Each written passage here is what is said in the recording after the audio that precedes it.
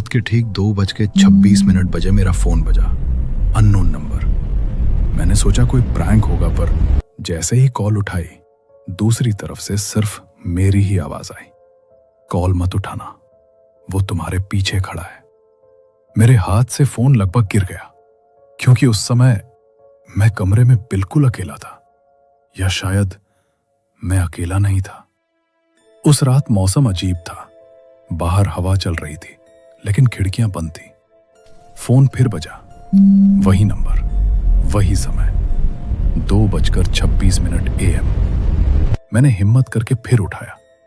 इस बार सांसों की आवाज आ रही थी, धीमी, भारी, जैसे कोई मेरे बहुत पास खड़ा हो। फिर फुसफुसाहट, मत मुड़ना। मेरी रीढ़ में ठंडक दौड़ गई। कमरे की लाइट अपने आप टिमटिमाने लगी। मेरी नजर दीवार पर पड़ी। मेरी परछाई के पीछे एक और परछाई थी, लेकिन कमरे में तो मैं अकेला था। फोन पर आवाज फिर आई, तुम्हें देख रहा है। अब वो तुम्हें देख रहा है। मैंने धीरे से पीछे देखने की कोशिश की। कुछ नहीं था, लेकिन आईने में मेरे पीछे कोई खड़ा था। फोन अचानक बंद हो गया। स्क्रीन पर लिखा था, कॉल ड्यूरेशन 0 घंटे 0 मिनट 0 सेकंड। मतलब कॉल हुई ही नहीं थी, लेकिन कॉल लॉग में एक और एंट्री थी, आउटगोइंग कॉल 2:26 AM नंबर। मेरा ही था। मेरे हाथ कांपने लगे, क्योंकि उसी वक्त मेरे फोन पर एक मैसेज आया, अब तुम्हारी बारी है कॉल करने की। अगली रात 2:26 AM पर फोन अपने आप डायल हुआ। Speaker on. दूसरी तरफ मेरी ही आवाज, मैंने तुम्हें चेतावनी दी थी। फिर लाइन कट गई। कमरे की लाइट बंद, पूर्ण अंधेरा। और आखिरी चीज जो मैंने देखी, आईने में मैं नहीं था, कोई और था, और वो मुस्कुरा रहा था। अगर आज रात 2:26 बजे तुम्हारा फोन बजे, तो उठाना मत, क्योंकि शायद वो कॉल मैं कर रहा हूं। अगर कहानी ने सच में डराया हो तो लाइक करो, सब्सक्राइब करो और कमेंट में लिखो 2:26 AM। क्योंकि अगर कोई ट्रेन जिसका नाम, नंबर और मंजिल किसी भी रिकॉर्ड में मौजूद ना हो और तुम उस ट्रेन में चढ़ जाओ, तो याद रखना, उस ट्रेन से उतरना जिंदा लोगों के लिए नहीं होता। मैं ये इसलिए कह रहा हूं क्योंकि मैं खुद उस ट्रेन में बैठ चुका हूं, और जो कुछ मैंने देखा वो आज भी मेरे साथ सफर कर रहा है। मेरा नाम सत्यम है, और ये कहानी है रात 3:17 की। मैं उस दिन ऑफिस से बहुत देर से निकला था। स्टेशन पर गिनती के ही लोग मौजूद थे। प्लेटफॉर्म पर हवा कुछ अजीब सी थी, जैसे कोई सांस रोककर खड़ा हो। तभी एक ट्रेन आई। न कोई हॉर्न, न कोई अनाउंसमेंट, बस एक तेज ठंडी हवा का झोंका।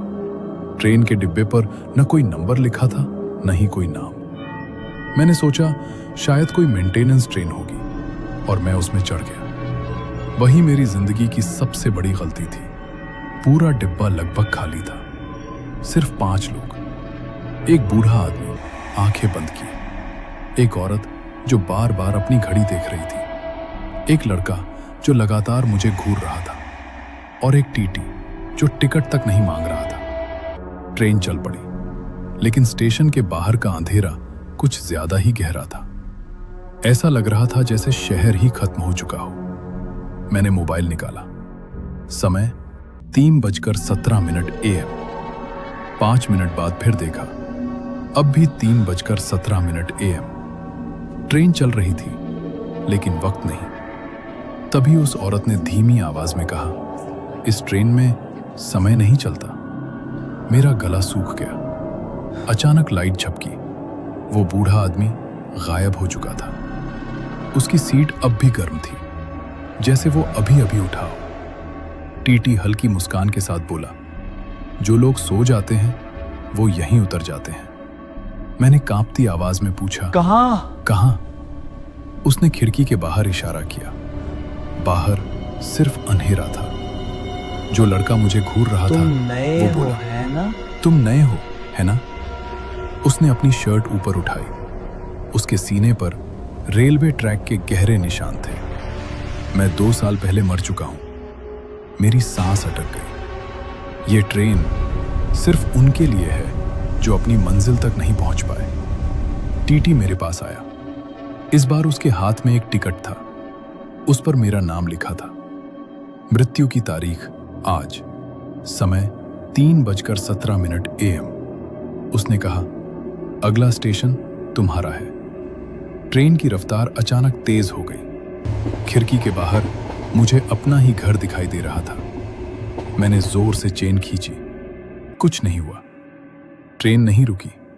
सब लोग मुस्कुराने लगे। वो औरत बोली, इस ट्रेन से उतरने का सिर्फ एक ही तरीका है। मैंने चीख कर पूछा, कैसा? वो मेरे कान के पास आई और धीरे से बोली, जाग जाओ। मैं पसीने से तरबतर होकर उठ बैठा। मैं अस्पताल के बिस्तर पर था। डॉक्टर ने कहा, तुम रेलवे ट्रैक के पास बेहोशी की हालत में मिले थे।